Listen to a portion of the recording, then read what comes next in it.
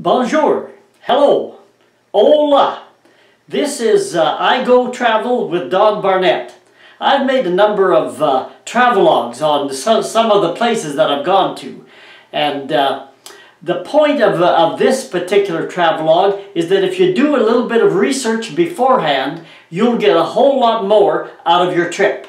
And to illustrate this, we'll use some photos that I took while I was recently down on the Mayan Riviera, a beautiful spot. So let's take a look at the Mayan Riviera and some of the research that I did before I went. First, you need some motivation to take a trip. I drive by this place in midwinter and I get motivated to see a warm place with a little more sunshine. Here's another motivator. Pretty soon, I'm not just motivated alone. Now I'm actually dreaming of Mexico. Now I'm starting to think that maybe a trade of my snow boots for some sandals might be a good thing indeed. It's also a good idea to learn a few basic expressions in the other person's language. Things like hello, goodbye, my name is, where is. And it's just not for basic communication that's important. Of course, people know you're not fluent in their language, but even a few words sends the important message that you accept them, that you accept their culture. A few words in the other person's language can carry a ton of positive information and feelings of acceptance and goodwill. I checked the usual essentials: passport, medical insurance, tickets, appropriate clothing, national advisories on health and safety, money access, and yes, even a mobile power source for my camera and computer batteries. Now it was high time that I figured out exactly where we were going. I decided to go to a tourist popular island called Cozumel. It's marked in red in the lower right on this map. We flew across the Gulf of Mexico to the Horn of Land in Mexico called the Yucatan Peninsula that you can see there. Cozumel is one of those tiny islands you can see along the coast of the Yucatan. The whole coastal area is called the Mayan Riviera, and it's a region that sees thousands of sun-seeking tourists every year. The waters down in this area are called the Caribbean Sea. And by the way, there seems to be two pronunciations of this word. One is Caribbean, and the other is Caribbean. On this map, you can see Cozumel Island just off the coast and near the point of the pen.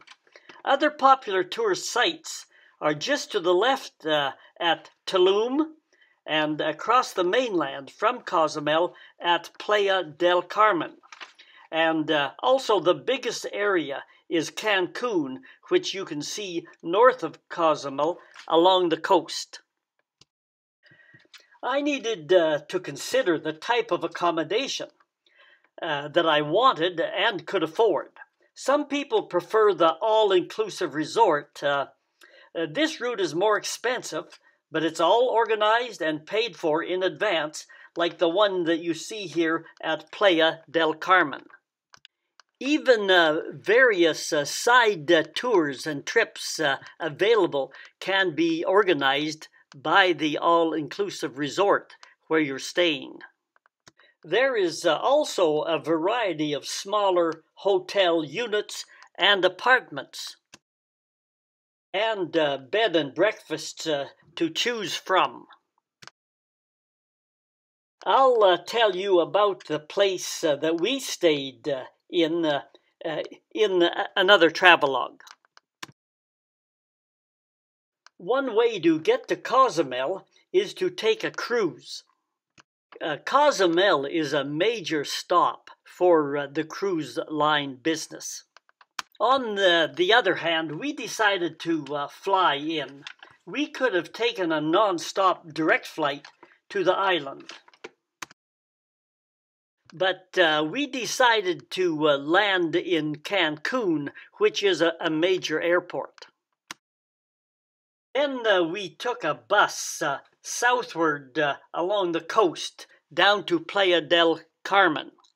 And finally, we took a ferry across over to the island. Two things hit me right away.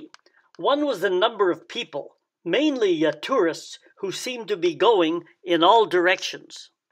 The other thing was language. All signs were in Spanish.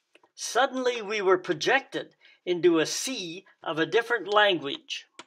All of the locals spoke Spanish once you got beyond the immediate tourist areas.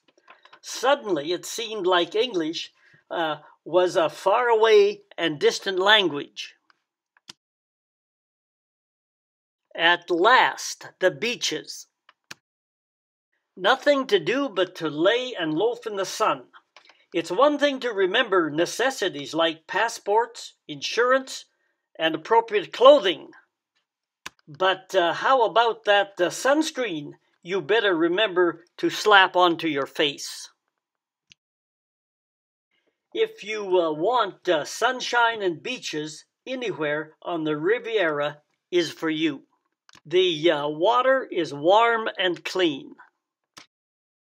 And the whole atmosphere is one of relaxation. Did you plan for a little extra money for eating out?